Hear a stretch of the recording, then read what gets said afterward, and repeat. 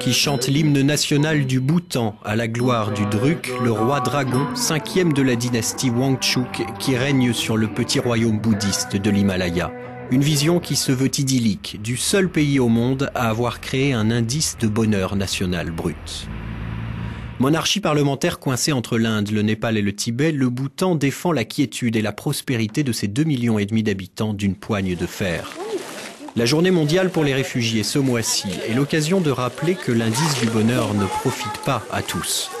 Chassés il y a près de 20 ans par le précédent roi du Bhoutan, quelques 100 000 Bhoutanais d'origine népalaise sont bloqués depuis près de 2 décennies dans des camps de réfugiés installés au sud du Népal.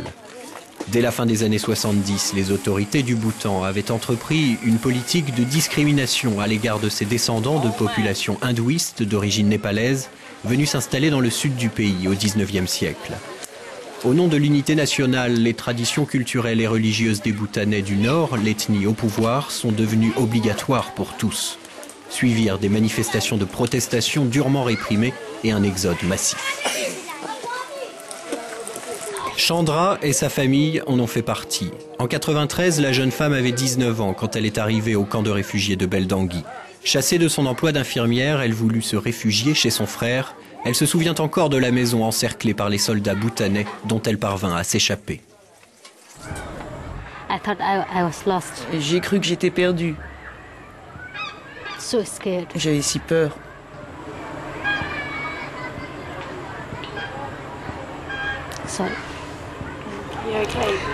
Le souvenir est également bien présent à l'esprit des parents de Chandra, contraints eux aussi de fuir le Bhoutan quelques mois avant leur fille.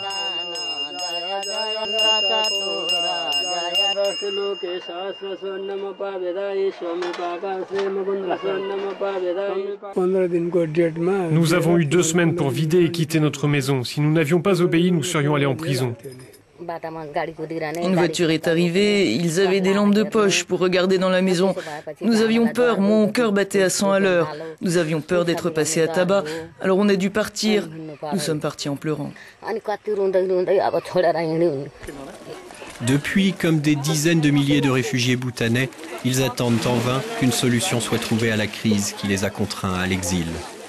Les autorités du Bhoutan maintiennent que la majorité des exilés ne sont pas des citoyens bhoutanais et se défendent de toute discrimination envers les autres. Beaucoup sont partis, comme je l'ai dit, parce qu'ils étaient des immigrés clandestins. Nous les avions repérés. Ils n'avaient aucun droit d'être ici. D'autre part, certains ethniquement népalais sont partis volontairement. Nous sommes un pays bouddhiste qui aime la paix. L'un des problèmes majeurs que nous avons en ville, c'est celui des chiens errants. Nous n'avons pas le cœur de nous en débarrasser. Alors, comment pourrions-nous traiter ainsi d'autres citoyens, d'autres êtres humains ? Malini Morzaria est la porte-parole régionale d'ECHO, la branche humanitaire de l'Union européenne. Les réfugiés bhoutanais, dit-elle, ne peuvent pas non plus compter sur le Népal, ni sur quiconque. Quand ils sont arrivés, ils ont reçu de l'assistance. Mais en ce qui concerne la communauté internationale, très peu d'attention leur a été donnée et beaucoup de générations ont été perdues ainsi. Et ils sont vraiment dans le besoin car en tant que réfugiés, ils n'ont pas le droit de travailler, ils n'ont pas de droits fonciers, ils n'ont aucune base légale pour tenter de s'en sortir. Ils sont donc complètement dépendants de la communauté internationale pour la nourriture, pour la santé, pour l'éducation, l'eau, pour tout. Chandra a continué à exercer son métier d'infirmière dans le camp. Elle supervise aujourd'hui des programmes de nutrition et prodigue des conseils de santé de base aux réfugiés. Mais son horizon reste bouché. Pour nous, la vie est très limitée, très restreinte. Nous n'avons pas le droit de sortir pour travailler. C'est comme vivre en prison. Nous n'avons accès à rien. Le gouvernement bhoutanais n'a pas permis l'accès à la terre pour les réfugiés bhoutanais, ni à d'autres emplois qui leur permettraient de subvenir eux-mêmes à leurs besoins. Ils dépendent entièrement de l'aide alimentaire internationale pour survivre dans les 7 camps de réfugiés gérés par le Haut Commissariat aux réfugiés de l'ONU.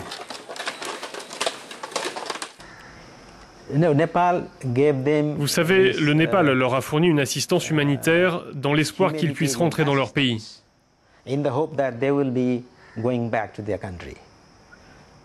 Nous-mêmes, nous avons beaucoup de problèmes ici et nous ne pouvons pas les installer dans ce pays. Je pense qu'ils devraient être accueillis par le Bhoutan. Ils font partie du peuple du Bhoutan. Depuis 1992, à la demande du gouvernement népalais, le Programme alimentaire mondial de l'ONU, soutenu par la branche humanitaire de l'Union européenne, nourrit les réfugiés bhoutanais. Des programmes spécifiques ont été mis en place pour les malades et les femmes enceintes, ainsi que pour 2600 enfants souffrant de malnutrition dans les camps. Des activités de formation ou de soutien aux petits projets d'économie de subsistance permettent d'améliorer le quotidien des réfugiés, mais sans guère de perspective.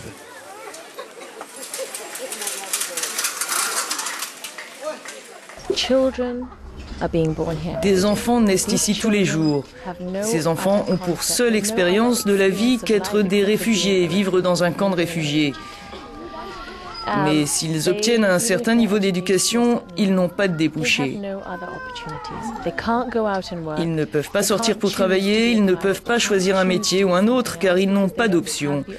Et la jeunesse va devenir complètement apatride si cela continue encore longtemps. Adieu déchirant pour ce jeune homme qui, malgré la peine de la séparation, espère construire sa vie ailleurs.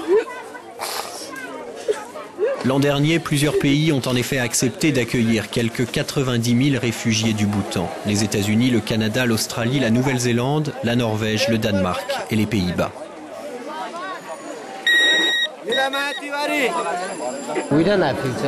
Nous n'avons pas de futur dans ce camp. Nous sommes des réfugiés, mais si nous partons pour un autre pays comme les États-Unis, alors nous pourrons avoir la nationalité américaine. Là-bas, nous aurons la liberté de vivre, nous aurons la liberté, j'y crois.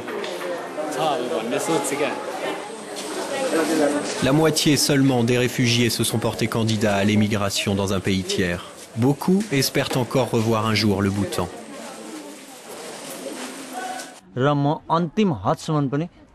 Jusqu'à la dernière minute, j'essaierai de rentrer au Bhoutan. Mais si c'est impossible, je ne partirai pas non plus pour un pays tiers, même si des milliers d'autres le font.